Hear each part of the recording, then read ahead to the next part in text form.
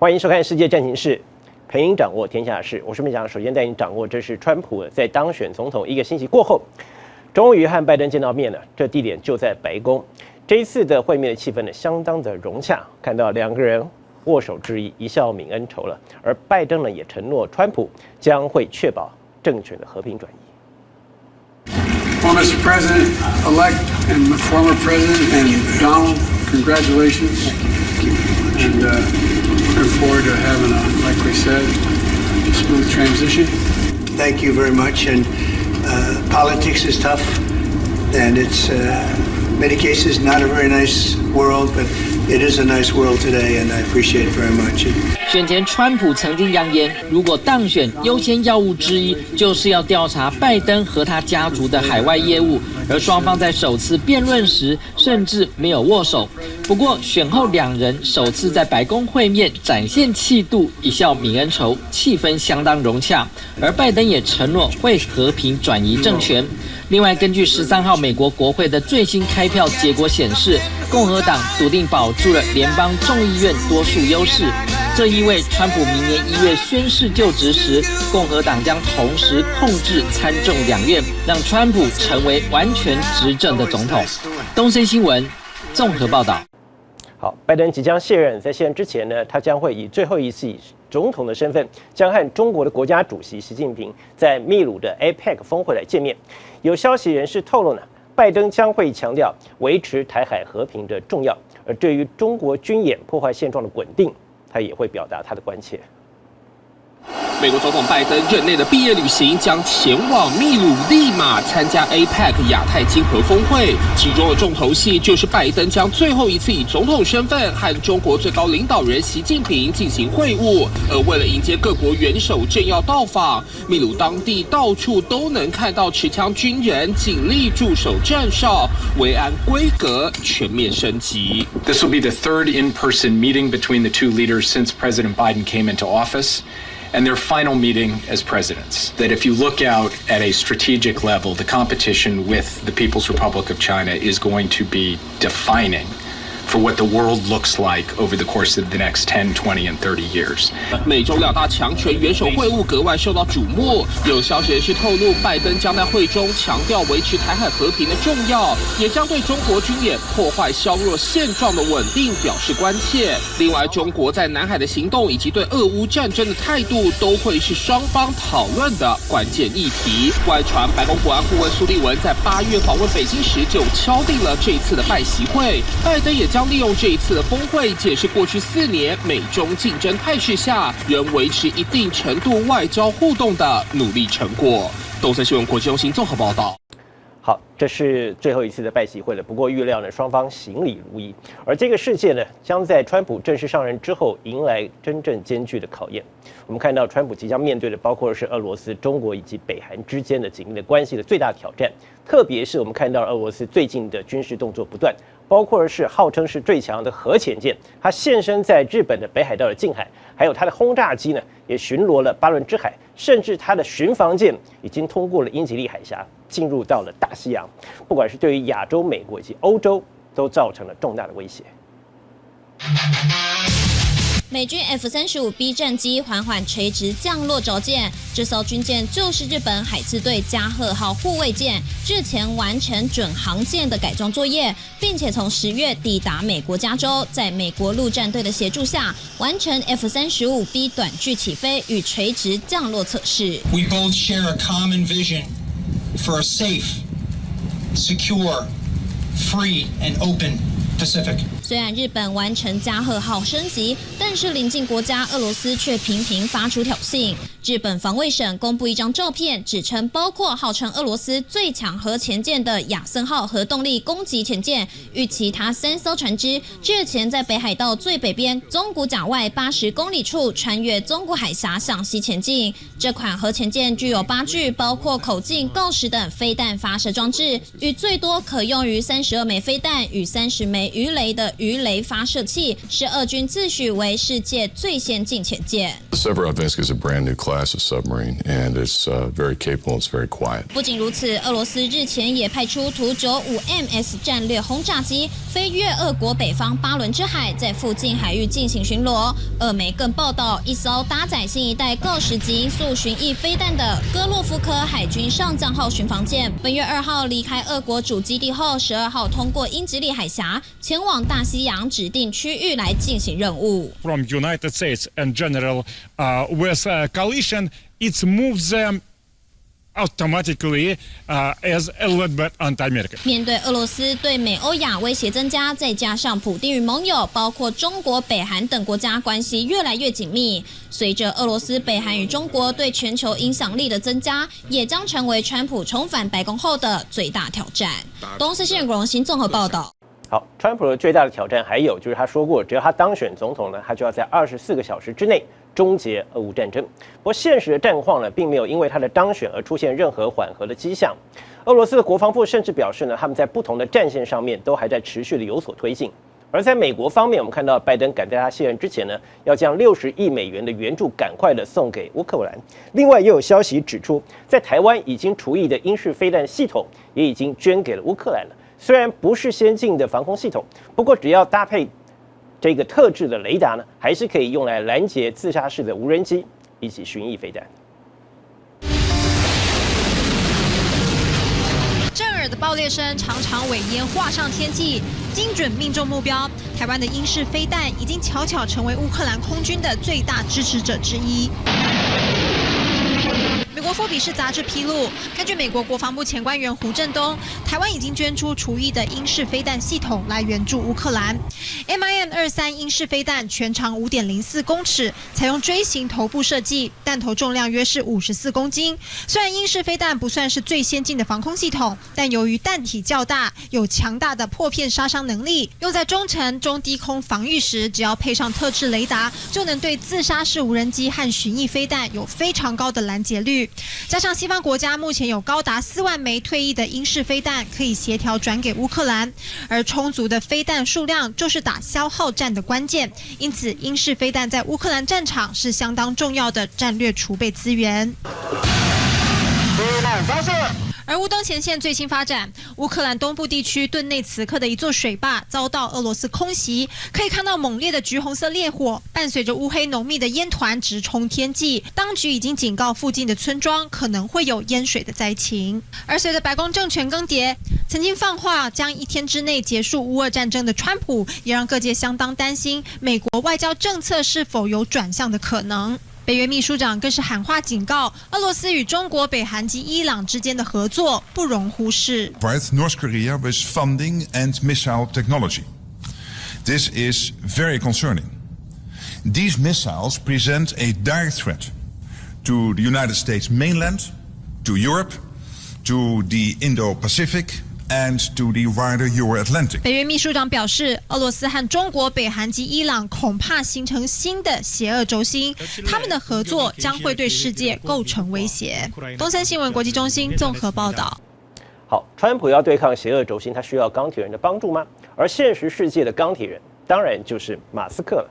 马斯克在川普竞选总统期间呢，他是全力的相挺，他不但出钱，他也出力。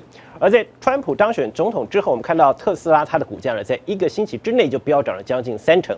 川普甚至在他的当选感言当中亲口提到了感谢马斯克。外界现在非常好奇的是，马斯克他会加入川普的执政团队吗？答案揭晓，他不但加入了，而且还是一个全新的部门。川普特地的量身打造了一个所谓的政治效率部，而顾名思义，就是要提升政府部门的效率。他说，所有不该请的人，所有不该花的钱，通通不准浪费。Star is born, Elon.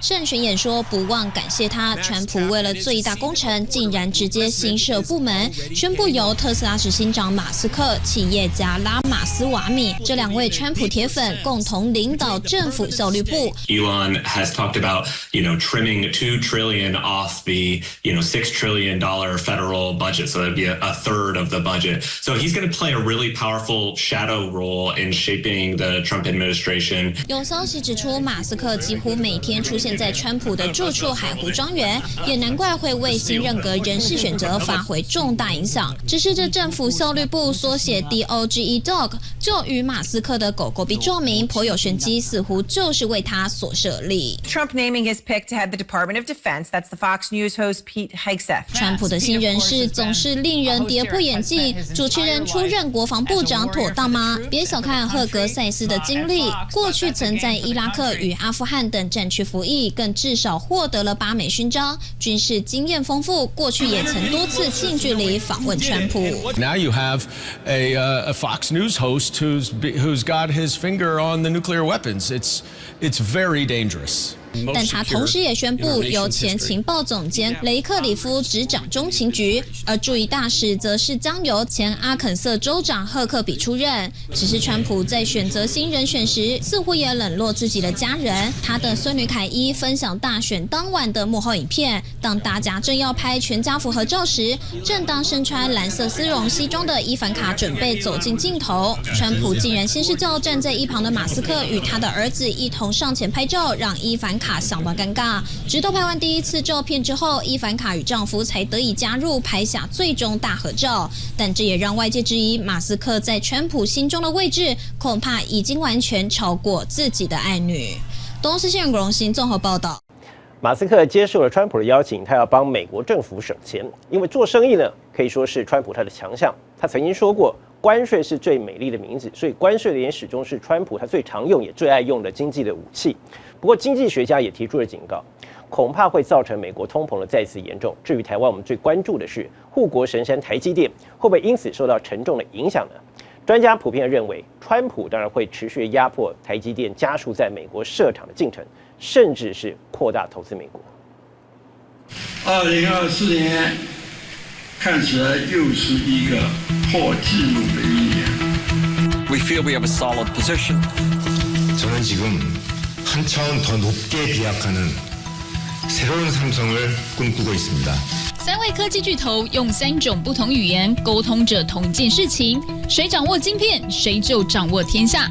但分秒必争的兆元赛局却出现了高度不安风险，因为川普当选了美国总统。Taiwan, they stole our chip business. Okay, they want us to protect, and they want protection. They don't pay us money for the protection. 竞选时的保护费说，不管是被解读成台海紧张关系，还是剑指半导体产业，的确引起台湾人民恐慌。当时更吓坏台股，一天跌掉200多点。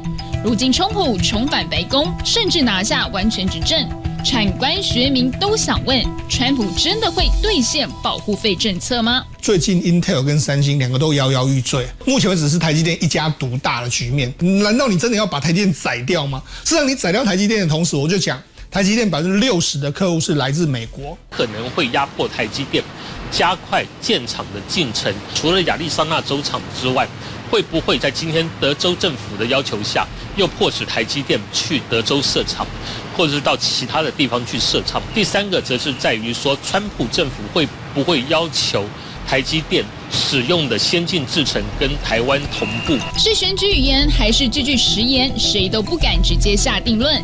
但以美国利益为优先的川普，也梦想着重回半导体霸权，关税就是他最常用的制裁武器。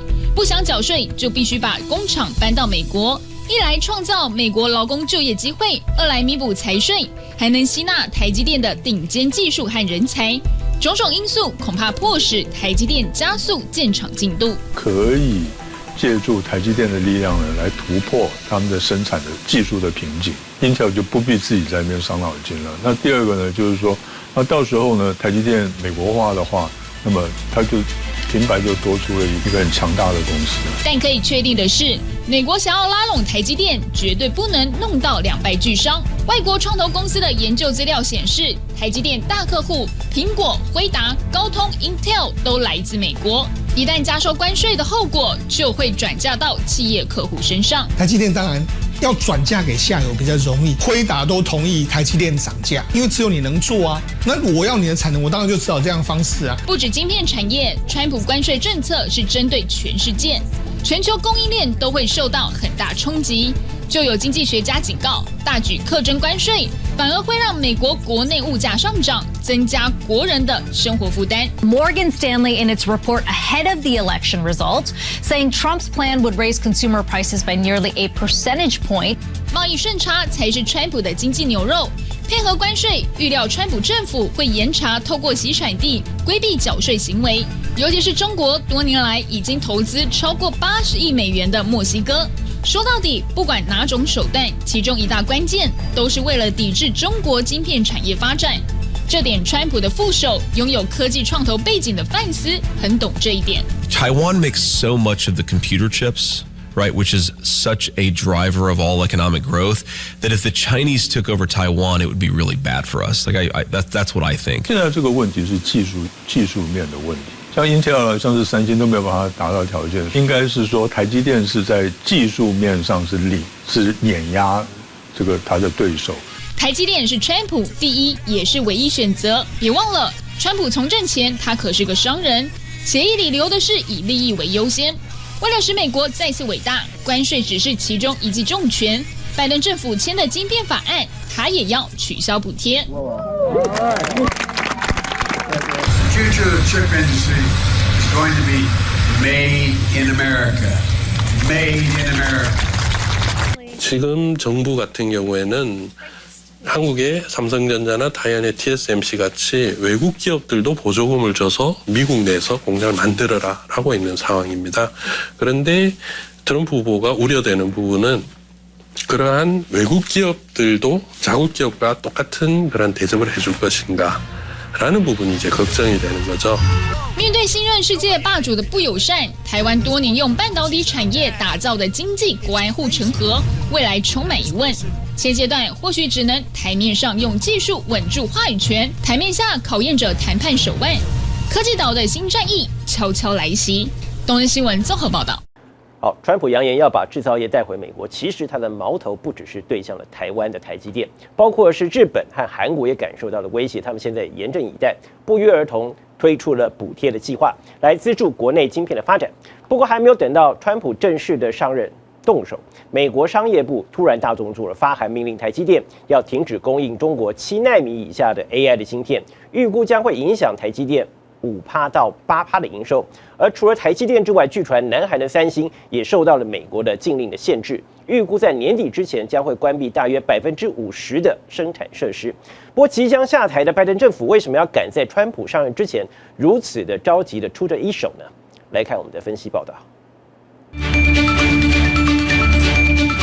美中科技战再升级，华府祭出新一波晶片禁令，由商务部直接发函给台积电，要求停止提供中国7奈米以下的 AI 晶片。而这次南韩三星也收到通知，据传也将切断对中国供应，进而导致中国 IC 巨头韩武纪股价连日重挫。美国再度钳制中国晶片发展，在全球掀起一场7奈米风暴。If China becomes dominant in certain components that are really critical for the rest of the industrial base, that will give it leverage. 这场风暴预估也将影响台积电5%到8%营收，而三星则预估在年底前将关闭约50%生产设施。不过，美国商务部为何如此着急，要在这时出这一手，关上中国通往 AI 的大门？因为更大的风暴还在后头，川普即将重掌白宫。I don't think that the Trump administration would support a CHIPS 2 Act. 拜登任内为了供应链稳定，祭出晶片法案，不惜补助外国厂商，但川普已经明确表示毫无兴趣。外界推测补贴将生变，是否会拖延或重审存在变数。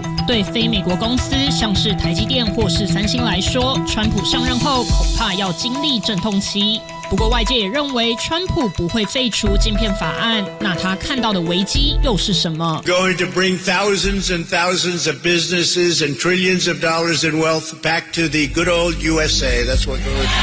挥舞保护主义大旗，川普要把制造业搬回家。美国在晶片产业上站不稳脚步，可能才是川普的关注焦点。而 Intel 这间留着美国纯正血统的晶片大厂，就是他的唯一赌注。As a designer, R&D, and manufacture is unique in the United States and in the overall structure of the industry. 尽管 Intel 近期遭遇成立56年来最大危机，但外界普遍分析，无论谁当家，华府都不会坐视不管，因为这间美国本土企业支撑的是晶片设计到制造、管理和供应商组成的完整生态系。如果转移到海外，将对美国制造能力产生严重冲击。在这个时机，由主打制造业回流的川普上任 ，Intel 可能有机会躲过风暴，在这场及时雨中重振旗鼓。The number one step we will take to launch a great American manufacturing renaissance. 晶片之战无疑已经从企业端升华成国力上的较劲。日本政府最新提出总价值651亿美元的补贴计划，资助国内晶片发展。另一方面，南韩执政党如今不但打算加码补贴，还将修改劳动法，允许从事研发工作的晶片业员工延长工时。从日韩同步喊出的因应措施，都能看出在川普上任后，这场晶片风暴只会更加激烈，各国严阵以待。And we will make America great again. 东讯鬼中心综合报道。感谢您收看这一节的世界战情室，也欢迎在留言区分享您的看法。我是梅翔，我们再回来。